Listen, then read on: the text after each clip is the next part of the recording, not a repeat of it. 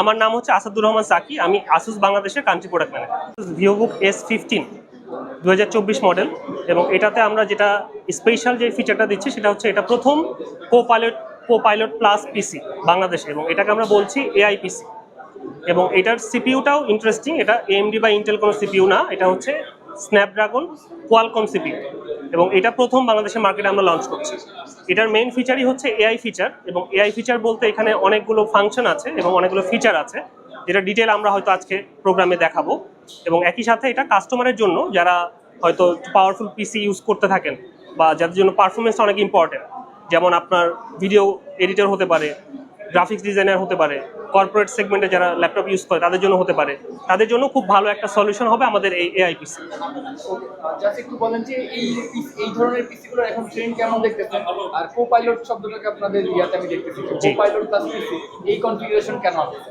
আচ্ছা, আমরা যেটা এখন থেকে প্রেডিক্ট করতেছি যে নেক্সট 2 বা 3 বছরের মধ্যে সবগুলো পিসিতেই আমরা এই ফিচারগুলো অ্যাড করে ফেলবো। আমরা সবগুলো পিসিকেই তখন এআই বেসড বা এআই ফাংশন এনেবল পিসি হিসেবেই আমরা মার্কেটে লঞ্চ করব। এটার একটা শুরু হচ্ছে এখন 2024-এ, আমরা এখন থেকেই এআই নিয়ে কাজ করতেছি, এবং এটা হচ্ছে শুধু এসুস না, এসুসের সাথে মাইক্রোসফটের একটা অর্গানাইজেশন একটা কাজ, এবং এটারই একটা ফিচার হচ্ছে কো-পাইলট প্লাস। এটা মেইনলি মাইক্রোসফটের একটা ফিচার, এবং এটা এনেবল করছে হচ্ছে আমরা এসুস আমাদের ডিভাইসের মধ্যে, মানে এখানে যে সফটওয়্যার ফিচারগুলো আছে এটা দিচ্ছে হচ্ছে আমাদের মাইক্রোসফট, এবং যেই হার্ডওয়্যার ফিচারগুলো বা হার্ডওয়্যার যে ল্যাপটপের যে বডি বা যে ফিচারগুলো এটা হচ্ছে দিচ্ছে এসুস। এটা একটা কম্বাইন্ড একটা এফোর্ট। ওকে, এই পিসিগুলো আসলে কোন ইউজার গ্রুপটাকে বেশি টার্গেট করতেছেন আপনি? একটু স্পেসিফিক তাদের বয়স, তাদের প্যাটার্ন, তাদের চয়েস নিয়ে যদি বলেন। আমরা এটা মেইনলি ফোকাস করতেছি যারা এখন ওয়ার্কিং সেগমেন্টে আছেন, যারা কর্পোরেট সেগমেন্টে আছেন, যাদের বয়স হচ্ছে মিড রেঞ্জে, যেমন আপনি বলতে পারেন যে 30+, যারা এখন মিড ম্যানেজমেন্ট লেভেলে চলে গেছেন, যাদের একটা পাওয়ারফুল ডিভাইস দরকার, এবং রেগুলার টাস্কের বাইরেও যারা কিছু পাওয়ারফুল ওয়ার্কলোড নিতে পছন্দ করেন, যেমন ভিডিও এডিটর হতে পারেন, গ্রাফিক্স ডিজাইনার হতে পারেন, ফটোগ্রাফার হতে পারেন, যে কোনো ধরনের এডিটর এবং ইউটিউবার হতে পারেন। এখন যেহেতু নতুন যে জেনারেশনটা আছে তাদেরকে আমরা মেনলি ফোকাস করতেছি এই সেগমেন্টের জন্য, এআই ফাংশন রিলেটেড কাজের জন্য।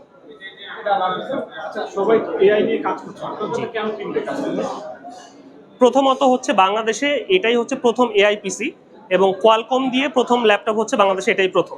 সেকেন্ডলি হচ্ছে এই এআই এর ফাংশনের কিছু ক্রাইটেরিয়া আছে, যেমন আমরা যেটাকে বলি টপস। এই পিসিটাই হচ্ছে প্রথম যেটা 40 টপস ক্রস করে, এই কারণে আমরা এটাকে এআই পিসি বলতে পারি।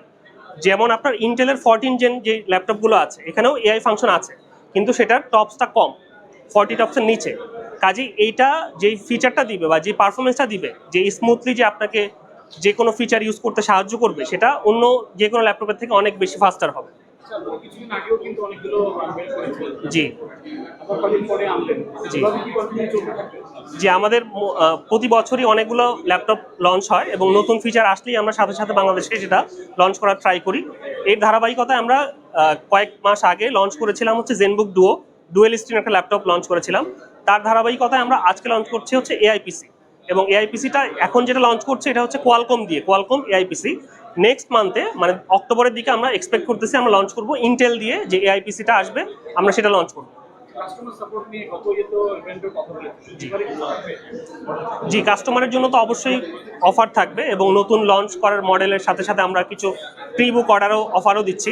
একই সাথে আমরা কাস্টমার সাপোর্টকে মেইনলি ফোকাস করতেছি আফটার সেল সাপোর্ট, যেটা আমাদের কাস্টমারের যেটা মেইনলি কমপ্লেন থাকে, যেটা ল্যাপটপ কেনার পরে তার যদি কোনো প্রবলেম ফেস করে, সেই ক্ষেত্রে আমরা ওই সাপোর্টটা যেন বেস্ট সাপোর্ট দিতে পারি, এটা আমরা এনশিওর করার চেষ্টা করি। আমরা এখানে কিছু সার্ভিসের দিক থেকে নতুন ফিচারও বা সাপোর্টও আমরা এখানে লঞ্চ। আচ্ছা, আমাদের এই মডেলটা লঞ্চ হচ্ছে সেটা হচ্ছে ভিভোবুক S15, এবং এটার স্পেসিফিকেশনের দিক থেকে প্রথমে হচ্ছে এটার প্রসেসরটা হচ্ছে Qualcomm Snapdragon X Elite processor.